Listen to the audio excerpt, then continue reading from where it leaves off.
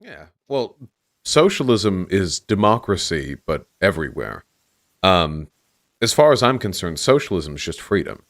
A lot of people have a lot of really weird ideas about socialism when they think of it. They're like, Stalin, you know. And I think anyone who watches my channel knows I'm just as critical of these figures as I am of anyone on the right. They should watch any of the dozens of videos I've had arguing against, authoritarian communists. Or I don't even think they're communists personally, but Yeah, quote tankies. one of the biggest issues we have with this country, I think most reasonable people will agree, or at least people vaguely on the left, there are systems in this country that are broken. Healthcare being a great one, our education system being a great one. There are arguments to privatize these systems further, but frankly, if you look at the data, these are just not compelling arguments. They aren't. The reason why is because market logic fundamentally relies on the idea of the supply-demand curve being malleable to the needs of the consumer. That is to say, you want goods that are of a correct degree of elasticity. So, for example, this chapstick I have right in front of me, I don't fucking know. What was it, $1? I don't know. If it was $20, I wouldn't have bought it. Great, easy. Market transaction. Healthcare. If I get shot, or if I get in a car accident, I will pay any amount of money to forestall my own death. Same goes with food. Same goes, in some cases, with transportation, because that can be necessary to get to a job.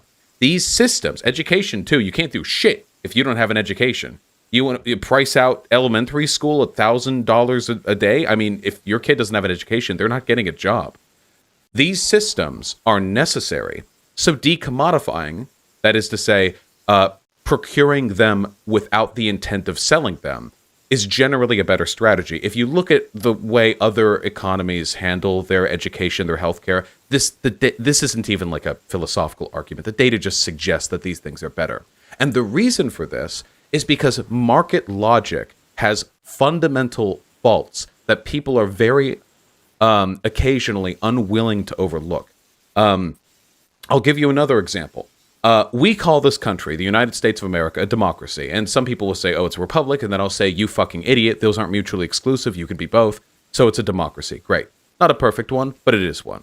So why is it then that I participate in my democracy once every 2 years to cast a vote at a ballot, and very rarely do I see any fundamental change from that, but the actual day-to-day quality of my life, my being hypothetical here, I'm a YouTuber, the average person's life, is determined by my boss. I don't understand. A boss is a tyrant. They very literally are. They can fire you for whatever reason they like. They can't say because because you're black or a woman, but they can say they didn't like your vibe and they can fire you. Your quality of life is almost entirely determined by the generosity your manager or boss sees fit to bequeath upon you. And this is your life. I mean, this is, unless you become a boss yourself, that's why so many conservatives sell the fantasy of the small, business owner. You become your own boss. Well, yeah, but then people work under you.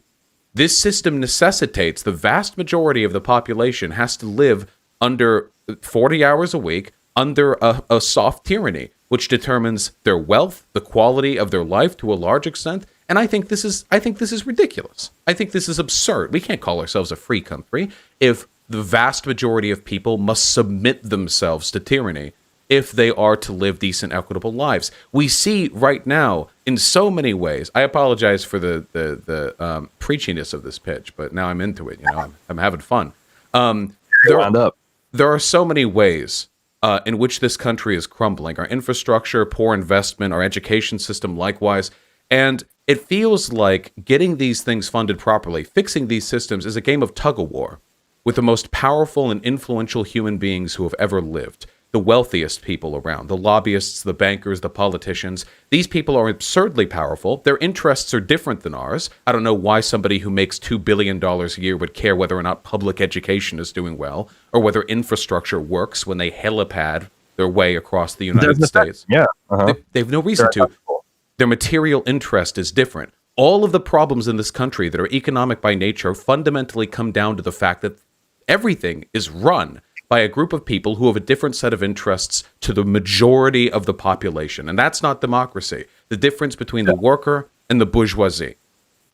And to be clear, when you were talking about tyrants, we're not talking about just evil bosses here, because it's fundamentally undemocratic for a well-meaning boss, for example, to run a company into the ground, and all the workers that relied on that company, that lived and worked within that company, are now shit out of luck because they had zero say in it. They had no input into it. Like, the idea of self-determination and self-governance it's so easy to understand when we're talking politically, but like economic.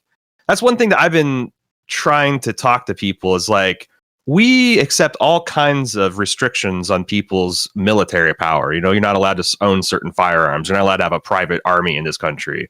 We accept all kinds of limits on people's political power. We have term limits, we have limits to how much you can donate to campaigns theoretically.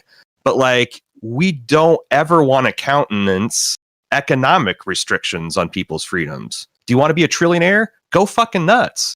Do you want to own 1,000 homes? Do you want to own like, $1 billion lot? Like, if you can afford it, then why not? There's like, people don't want to think about just how nuts it is that we have people that are hugely influential to those other systems, military, politically. We used to recognize the consolidation of power was a bad thing. We used to know this, at least to an extreme extent. Yeah. That's the reason why we moved out of feudalism. What's the justification for being a lord, for example? Well, lords or aristocrats tended to be very wealthy people with private armies who would move to occupy castles over which they had a certain dominion over the farmlands around, and they would own those farmlands, and they would essentially lease them out to serfs, and the serfs would, pay their taxes and farm. Okay, well, what's wrong with that? Clearly, we thought that was a bad system, so what was wrong with it? Well, they didn't do anything illegal. The aristocrat inherited the rights and the armies they needed to secure that castle. So what was wrong with it? Everything was legal. And if we recognize that's wrong, a legal framework which allows one man to have unbelievable control over those around him at no fault whatsoever of the people who work the land, why are we okay with this? The system we have today is fundamentally no different. What it is more efficient. But the fundamental relations between people who have control of the means of production, the ability to produce wealth, to produce things, and those who must work to produce those things, that relationship has essentially remained unchanged in its fundamental form for thousands of years, since agriculture. And if you recognize that, and it doesn't matter, by the way, whether or not the wealthy people, as you said, are good or bad people, a generous, kind, benevolent king is a king nonetheless. I would still rebel against the monarchy. And if you recognize this is a fundamental problem, that everything that's being run in this country is being run by people with interests different than ours, that all of the benefits we get from our education systems to our infrastructure are the bare minimums they see necessary to provide us to maintain the general efficiency of the economy, because that benefits them, of course. What do you do about it? And the answer to this, I say, immediately, is market socialism. I think the best thing we can do is, through legal means, if possible, to move this country in a direction where its firms, its workplaces, are either decommodified, that is to say, they are run as a nonprofit, or that they are collectively owned by those who work there. Worker cooperatives are already popular, and the evidence suggests they are effective and very capable of replacing traditional firms in many respects. And I do believe, based on the evidence, that worker cooperatives have a significantly higher degree of economic viability and worker satisfaction, that moving in that direction would be the best possible thing we could do for our economy, to control where you work at, to have a say where you work at. And what's more, this eliminates the fundamental distinction between the haves and the have-nots. There are no longer individuals who singly control massive swaths of property. Groups of people do. And all these groups of people share a common material interest. And with that, we eliminate the fundamental divide that has kept people in governance from meaningfully addressing the concerns of the average member of population.